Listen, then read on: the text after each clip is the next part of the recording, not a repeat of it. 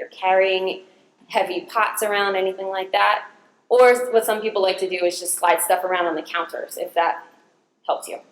But walking around with big heavy, a big heavy crock pot is not a great thing if you can avoid it. It's exercise, but it doesn't help if you fall over. Let's see. And then just some other general tips for around the house. Chairs with arms on them are always easier to get in and out of. I know Deborah would say no because it's less work on your legs, but it's good to be able to get out of a chair without arms. But if you need them, use them. If you are using a cane or a walker, make sure that they're in good condition and they're not falling apart, that all the screws are in tight, that the tips or the tennis ball that you keep at the bottom isn't worn through, those sorts of things, that they're in really good shape. You want to be careful on your floors if they're recently polished or waxed, anything like that can make them a little bit more slippery.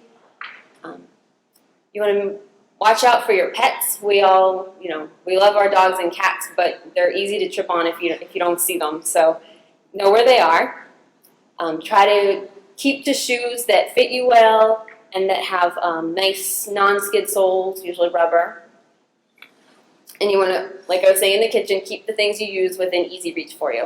You don't want to be, up on chairs. You don't want to be reaching out past where you feel comfortable reaching and maintaining your balance. And then something that a lot of my patients ask about is the life alert systems. Does anybody have one? Any chance? Life alert systems? Yeah, the I fall and I can't get up thing. Yeah, good. There's a lot of different companies that make them. The two most popular styles are it's like a pendant on a necklace or a watch.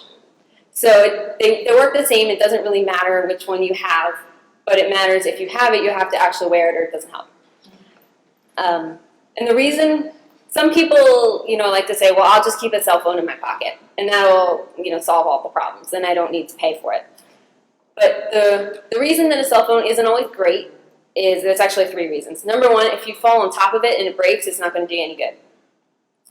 Number 2, if you fall and you hit your head and you're unconscious or you're not able to speak, if you're confused or something like that from hitting your head on the floor, then you're not going to be able to make a phone call to 911.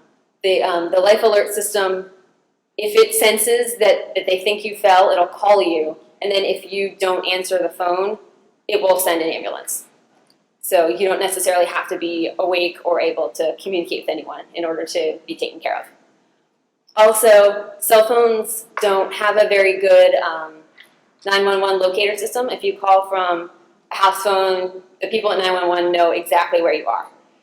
That's not always the case with the cell phone. So if you were to fall, out in the middle of the park, one of these life alert systems is going to help the EMS people get to you more easily. Okay.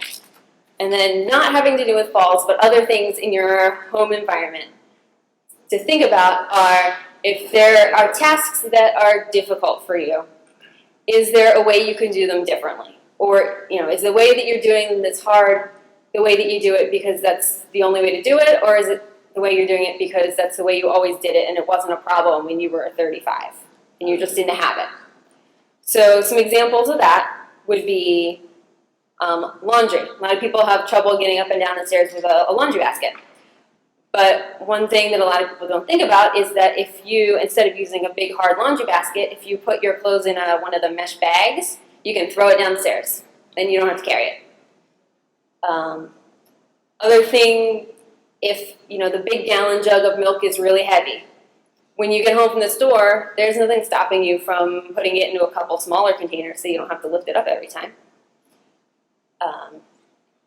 If your grocery bags are, some people who get arthritis in their hands have trouble holding grocery bags because you have to grip them pretty hard and they can be kind of heavy. So there's a lot of things you can do about that. You can pack smaller bags and make more trips into the house, or if you carry the bags hooked around your elbow instead of your hand, that can be easier for some people. And then the favorite trick that people like to hear about is getting in and out of the car. That can be really hard for some people. If you sit on a trash bag in the car, It's nice and slippery so that it'll help you spin in and get your legs in the car. Isn't that amazing? Also, seriously, any little job around the house that's hard for you, somebody has invented a little tool to try to make it easier. So if holding silverware is hard for you, there's silverware, they sell it at Bed Bath & Beyond, that has big, thick handles, so you don't have to grip it as tight. You can use a magnifying glass to read the newspaper. Some people have trouble getting their shoes on and off. Things like elastic shoelaces can be helpful. They sell really long shoehorns, so instead of the one that's this big, you can get one that's this big, and sometimes that can be helpful. Getting your medications from the pharmacy, if you have trouble with the child-proof caps, if you ask for it, they'll give you a non-child-proof cap. You just have to ask. Also, for people who are big gardeners, there are all sorts of pads to kneel on or little stools to sit on when you're gardening, so you don't have to be crawling around on your hands and knees all the time. Okay, that's all I have. Does anybody have any questions for me? Is there you have a lot of suggestions about the house home safe? Is there any state of federal programs that do home wise for safety issues? I've never heard of one. Rails. I know they are really expensive. Is there any money available for that? I've never heard of it. I know that one thing that you can do if you are hospitalized for any reason, a lot of times when people come home from the hospital, they get their insurance will pay for a physical therapist to come to their house a few times to help them get stronger again. And that physical therapist who goes to your house can look around and give you personalized tips. Someone who does that regularly might know about funding, but I don't personally. Yeah, Philadelphia Corporation for Aging has a program that will, if you need to have things in your house to help make it easier for you to stay at home, they can help. They can provide you with some support. You just need to call PCA and ask about that program. Yeah, it's not just for homeowners, it's for renters. Yes. It is based on income. It is based on income. I don't know what the income ceiling is, but it is based on income, but just give them a call.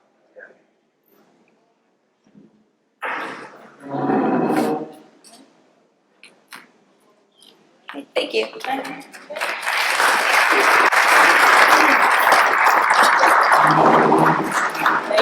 Thank you, Carolyn Cotlov. So, we're moving on to the spiritual aspects of healthy aging. And to guide us through that is Dr. Lucille Ijoy.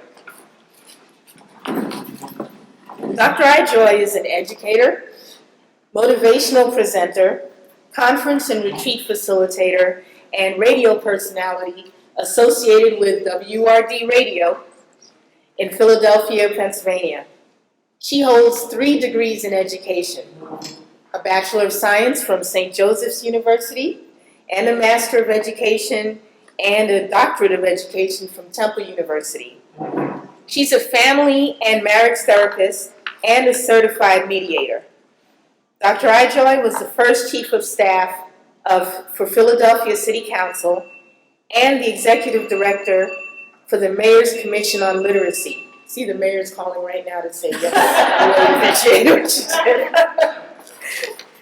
She's a relationship specialist, having been the keynote speaker at seminars and workshops for a wide range of intergenerational audiences in the public and private sectors. She works with several parenting agencies, homeless shelters, and families in transition. Her grandparents, too. Thank you. Her volunteer work includes Wissahickon Hospice and the Intergenerational House of Hope and Friendship. Dr. Ijoy is a member of the Delaware Valley Association of Black Psychologists and a graduate and member of the Family Institute of Philadelphia. And I may add on a personal note, she's a longtime friend and member of Center in the Park. So, welcome back, Dr. Ijoy. Thank you.